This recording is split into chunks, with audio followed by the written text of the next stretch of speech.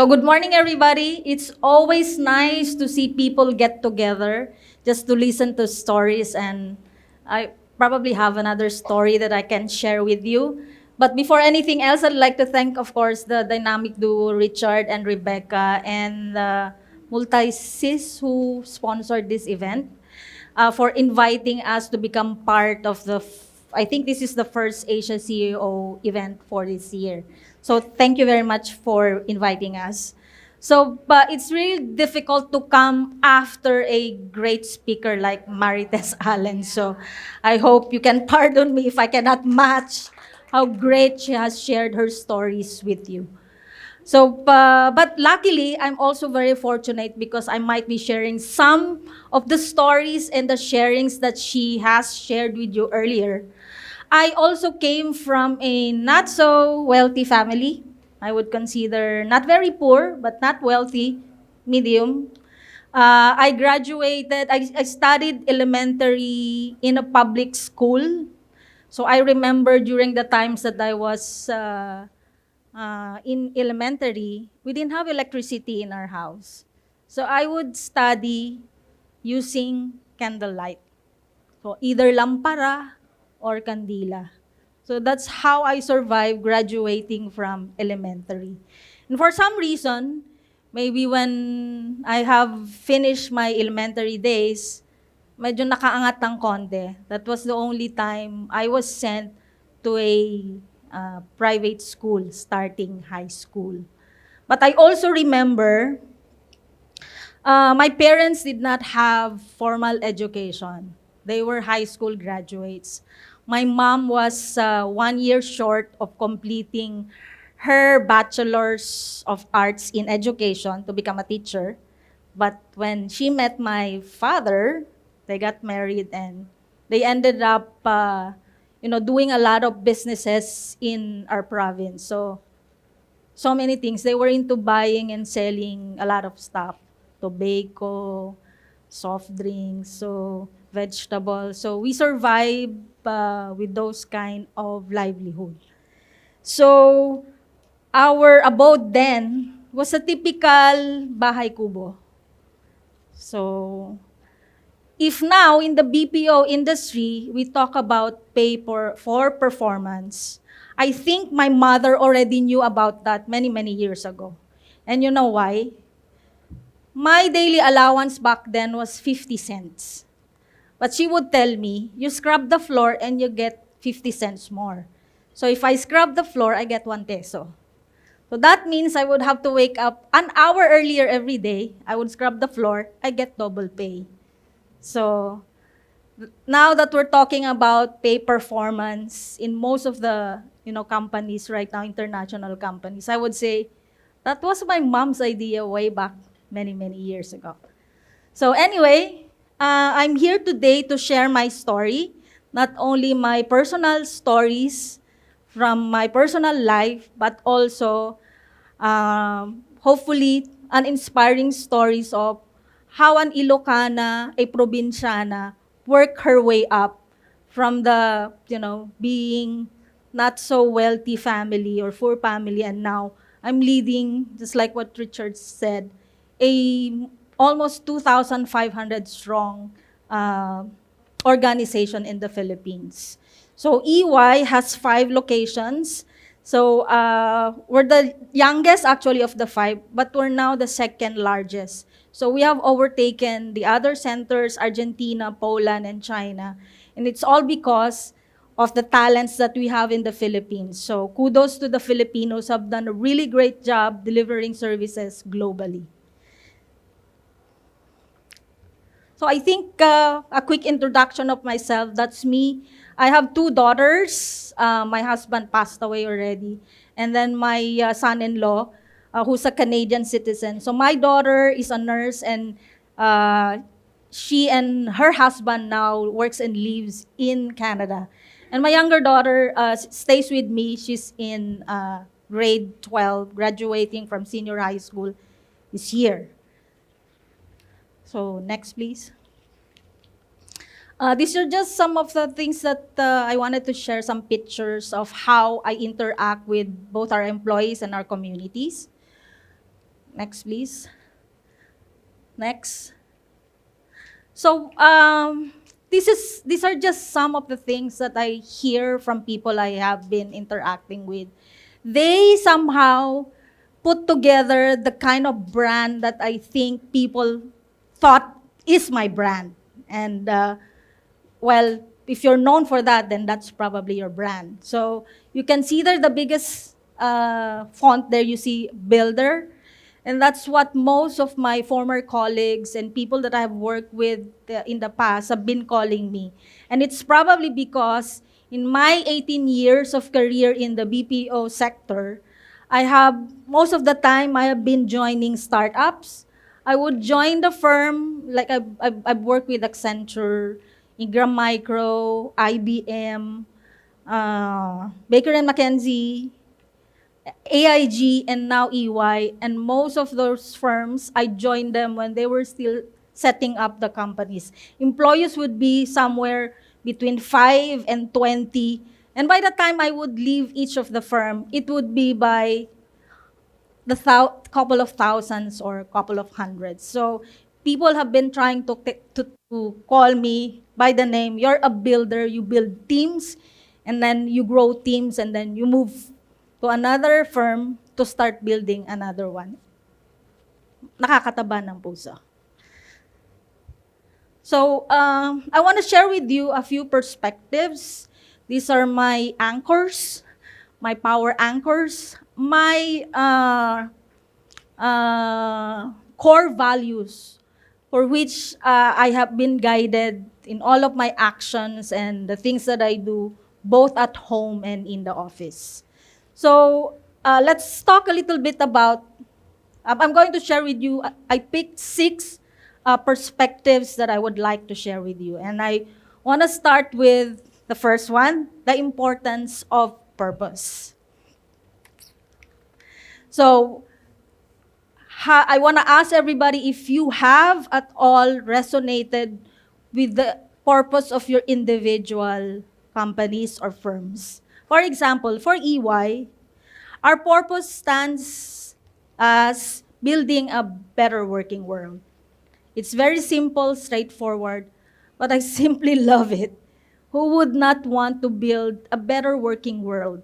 So I've been living that purpose since I joined EY, day in, day out, since day one.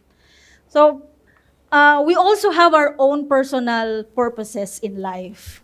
Because I believe if you don't have any purpose in life, then our existence becomes meaningless. You just exist, but you don't live your life.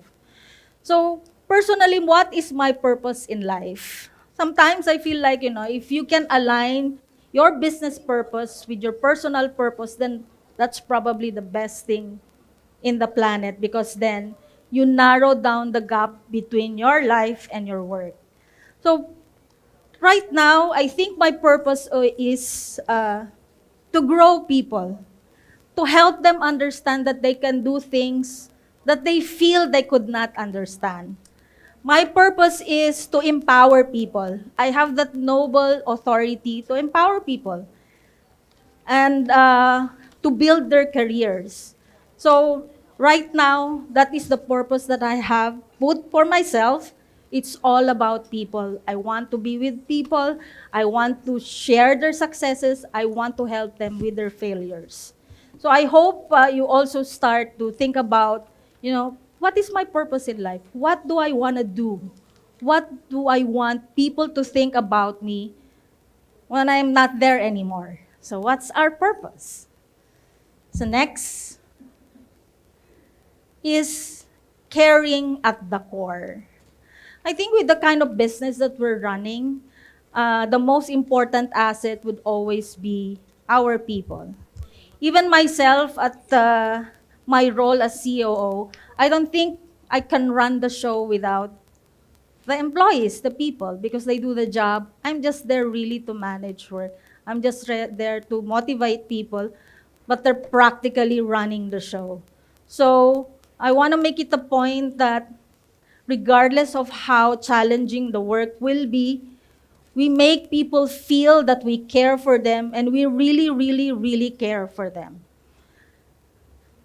Next. So my third perspective is be daring. So forget about the conventional ways of doing things. Forget about, status quo. If you want to succeed in life, you always have to challenge what you always see there as normal. And you have to be daring every time. And how is it to be daring? The core of being daring is be curious. You ask. Many of you here are parents, I believe. So you have children.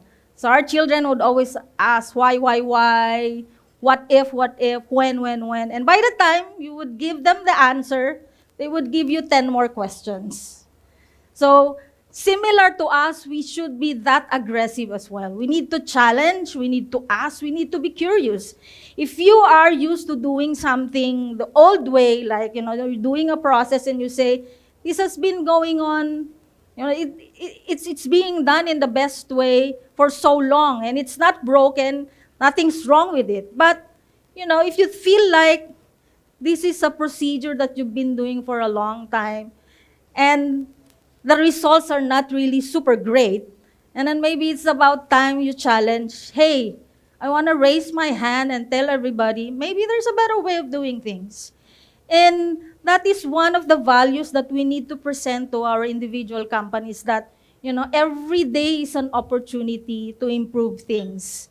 And that's also one of the reasons why the Filipino as a location has been thriving in the many years for BPO and shared services, because we have always been adding value to what we feel was a constant and stable process. So be daring, question, ask them, raise your hand. The next perspective I want to share with you is invite inclusivity. So I think most of our companies now are embracing diversity and inclusion. It was probably more difficult many years back when, diversity and inclusion is not socially accepted. But now with, unity teams, Pride months, and everything else, I think we need to start embracing that. And at the core of it is really respecting individuality. So we need to respect each and every individual, because at the end of the day, what makes us stronger would be our differences. Imagine if all of us would be the same. I'm an accountant, so if all of us would be accountants in here, what we can do would be so limited. If we don't have engineers, we don't have janitors, we don't have entertainers, then it restricts what we can accomplish as a team. But if each of us would have different sets of strengths and weaknesses, then we will rise up as a better team and we will come up with better results. Next, please. So harness energy. There's some of us who seem to be, stealing energies from other people. Like, instead of creating a motivating environment, we seem to have that, effort to always make trouble. So we're not just taking away the energy from, the rest of the team, but we're also affecting the productivity of the team. So I think it's about time that, we have a concerted effort to harness energy. So work together as a team, and we need to recognize that it's always team efforts. You fail as a team, you also succeed as a team. And although there's individual uniqueness, at the end of the day, team effort still works better than just working alone. So winning from failure. So don't be afraid to fail. I think from my personal experience, I learned a lot more from my failures than from my successes. If I have an accomplishment today, 2 days after, probably I'll forget about it. But if I went through a hard time because I failed for one way or the other, I will keep doing things to understand what went wrong, why did I fail, and the consequences that came out of that failure. And I hope everybody here agrees that learning is You learn more from failures than from, every day it's good time. It makes you feel relaxed, but if you fail and you want to get up, then you will exert a lot more effort. So try to learn from our failures. Next. You are your brand. So what is your brand? What do you want to be known for? So who tells us what our brand is? So if you don't have a brand yet, then you better start creating your own brand. So how do you know what your brand is? There's one way to find out. You start asking people. Like, you can ask your friends, your relatives, your office mates, what do you think is my brand? Because I think it's more of how people view you as against how you view yourself. Like, for example, sometimes people view me as very detailed, very organized. But in reality, I don't view myself as such. So we want to make sure that we want to align the brand that we want for ourselves with our behavior and how we interact with other people. Right now, I think I want my brand to be somebody who's empowering. I want to be part of people's successes. That's why in my previous organizations, I think I've been fully happy that I have homegrown leaders. From the many companies that I joined, now I have several senior managers, directors, senior directors, even general managers that used to be, people that I mentored and I coached. And it gives me a lot of fulfillment that I'm part of their individual successes.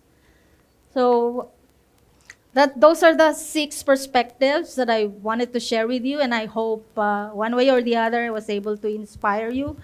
I also came from really humble beginnings, and up to this date, I remain humble. That's one of my characteristics. My colleagues here would know I'm very approachable. You know, I practice open door policy in the office, and I always empower them.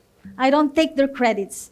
They take credits on their own. I help them make up for things that they wanted to accomplish in the office, and I think that's the most noble thing that I can share with them. If I have time, I want to close my sharing with you with a story.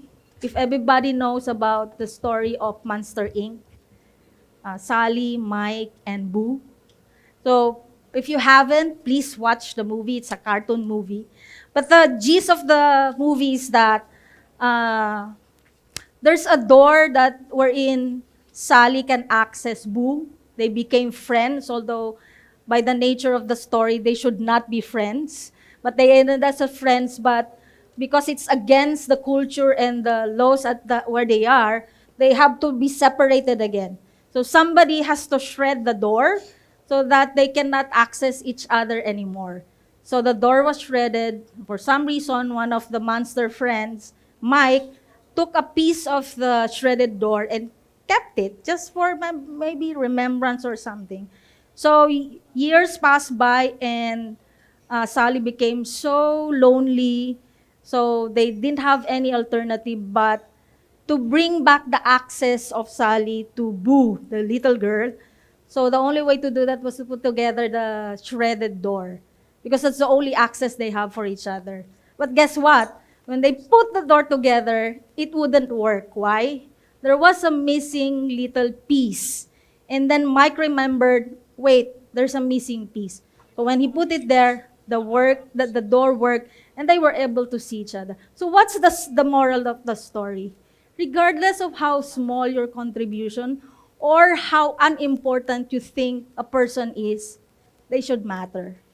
Because without them, we will never be complete. Thank you very much.